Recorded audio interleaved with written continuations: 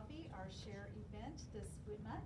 And we have a very special share event this month. We are talking about the power of collaboration in business, the new book that has been put together by Sherry Henley with several other authors.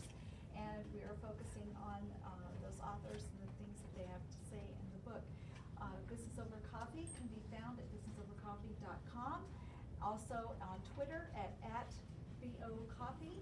And our sponsors are Patty Cake Bakery, DelmarJohnson.com, Digital Oatmeal, Women Partners, Pinpoint Visibility, Nashville Navo, and Rising Fire Productions. Yay.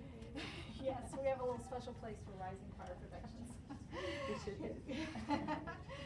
Our guest right now is Debra Norwood, who is also known as Laughter Lawyer here in Laughter Lawyer USA here in the Memphis area.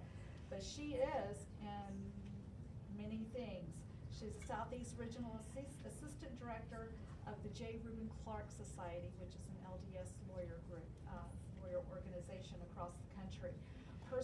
She does personal executive coaching, and she's helping people in high stress positions not fall into bad habits and addictions. And that's right. That's a major thing that you work with there. And, Yes, that's right. And that part's pro bono, the addiction recovery.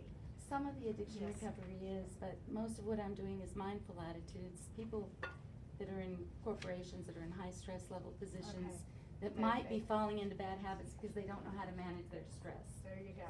So, you know, when you're burnout, stressed out, sometimes you make bad decisions, and that's where I step in to help with mindful attitudes and virtuous kind of living. And you are also the author of 3 books. You are legal counsel at Fashion Academy. Yes, and I'm really proud of that. And 2 Business Over Coffee. Yes. You are the legal counsel for them. And you are on the Shelby County Domestic Violence Board. Now, On the council. I'm on the council. Shelby County council. I'm Domestic sorry. Violence, Yes, it did say and council. Sexual Violence Awareness. And through the different things that you do, you use the therapeutic laughter for mindful meditations. Sure do. And we have seen that therapeutic laughter, and it's really way cool.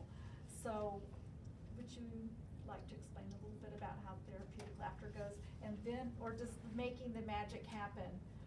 Does that kind of go we're together? talking about collaboration in business, and I'm really very grateful to Sherry Henley and BOCI for allowing me to be one of the authors in this book. And I've been listening to some of the other authors who've contributed today, and I just would like to add to this that for my chapter in Making the Magic Happen, I didn't focus on what collaboration looked like. I focused on the individual qualities of people who bring the magic about. And the reason I did that is because if a person really sticks to their core values and they have something inside them that is trustworthy, then people trust them and they will come and rally around them. So I picked 4 individuals, five actually, and I'd really like to mention them right off the hand. I picked my brother, Milton Chavez, as an executive in a major oil corporation who does a political liaison for them. I picked him because of his trustworthiness. I picked you because of your ability to make magic happen and rally people around at a moment's notice, and your organizational skills. I picked a friend of mine named Yvette Baldazan, who works for the Shelby County Mayor's Office and has been a link for 2 mayor's offices. And she does a lot of things that are value-based as well. She's the kind of individual who can work on a voting ordinance and then still worry about, you know, how to get some diapers for individuals. I picked Isha Eccles, who referred me to the most amazing man in the world. I'm sorry that Mary Singer has left, but Mary had mentioned consciousness, and this gentleman, Richard Flyer, has created a conscious community in connecting the good, and I'm helping in small communities around rural Tennessee to help people become a community based on virtues. And these virtues are love, integrity, service, and courage. And Richard Flyer is helping people become sustainable, have sustainable communities. And my friend Isha Eccles is an individual who's worked with community gardening and free trade and sustainability in communities as well. So I used Isha.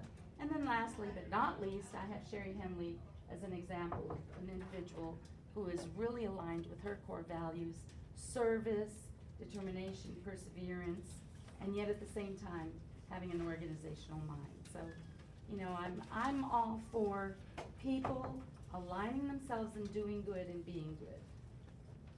Now, in your thing too, you talk about what we stand for. What we stand for is very important.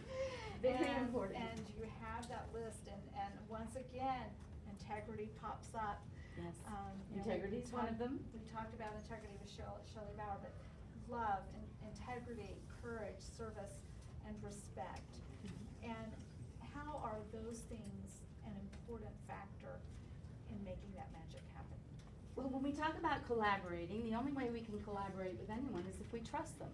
Yes. And Stephen Covey, I've done some trust studies. As a matter of fact, I've just authored a chapter on trust, and the Bar Association hopefully will be helping me, you know, create more trust-based articles. But when you talk about trust, Stephen Covey says that there's two ways in which a person can be trustworthy. They have to be competent, and they have to be capable, competent, and then they have to be credible. Most of all, if you want to be trustworthy, you have to be trustworthy yourself, and then you'll get the trust of others. So what we're learning with these core values, and what I'm teaching people when I talk about people that have bad habits, I teach them that if you have virtuous habits, if you think of the common good, if you think in a higher level, you will become more trustworthy, people will be drawn to you, and you will get the collaboration and the cooperation that you really want. But if you're not trustworthy, if you're not working in a sustainable way, if you're not helping others become self-sufficient, if you're so worried about your own sense of protectiveness of your own company, your own corporation, your own, your whole purpose in passing out that card is to talk about you, you don't become a trustworthy person. So I'm all about what Covey talks about. We've got to be confident, we've got to be credible, and if we want people to trust us, we have to be trustworthy ourselves. That's amazing. Covey is, when he recently passed away, we lost a great man who taught a lot of people. And I do want to give credit to someone that I'm really using in all of my articles, and who's helped me co-author and is a mentor of mine, because we spoke about mentors, and that's Susan Steverson, who's also a therapeutic laughter, she's also a CLE for World Laughter Tour, as I am, but she is a woman in Ontario who's one of the main, probably, authorities on trust-building relationships in education right now. And she's been teaching me a lot about what it means to be trustworthy. Oh, that's amazing. Gina, do we have something going on? Yeah, sure do. So CSS Connect says some great takeaways from all the authors today. Glad we are now a member of this organization. Lynn says confidence, credibility, trustworthy. I was talking about how Deborah is really telling us about how the core values should be. So some great comments. Core values. Yeah. And that's I mean. And I love Richard Fire because he doesn't mince words about it. He calls it virtue. And virtuous behavior creates virtuous attitude, and virtues are what make us trustworthy. If we are people who are totally self-absorbed, selfish, and are putting out anyone's interest other than the communal good, then honestly and truly, you don't become trustworthy. Mahatma Gandhi was the first one who said, if they don't trust your motives, you're never going to get them to trust you. That's very, very true. And I have seen that happen in my own dealings with people, and you kind of start shying away, sometimes whenever those types of things happen. Now, if someone wanted to get in touch with you, how would they be able to do that, Deborah? You can contact me at laughterlawyerusa.com. I have a website. You can reach me on my Facebook page. You can Twitter me at laughterlawyeru. I'm available. It's pretty easy to find me now. Okay. Well, we want to thank you for being here, and we want to remind everyone the book is The Power of Collaboration in Business. It is found on Amazon.com. It is only $10. It's a very, very good investment for a lot of knowledge been Absolutely. Typical. condensed Absolutely. Thank into you, one little BOCI. little You've done a place. great job. So we want to thank you for that, and remember, business over coffee. We are about connections, collaboration, exposure, and business. Yes. Businessovercoffee.com.